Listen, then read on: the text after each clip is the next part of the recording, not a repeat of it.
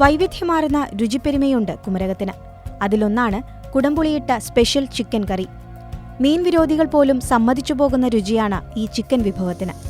മീൻകറിയുടെ gravy തയ്യാറാക്കുന്നത് പോലെ തന്നെയാണ് കുമരകം സ്പെഷ്യൽ ചിക്കൻ കറിയും പാകം ചെയ്യുന്നത്. മീനിനു പകരം ചിക്കൻ ചേർക്കുന്നുവെന്ന് മാത്രം. ഈ വിഭവത്തിന് ഒരുപാട് ആരാധകർ ഉണ്ടെന്ന് പറയുകയാണ് ഷെഫ്.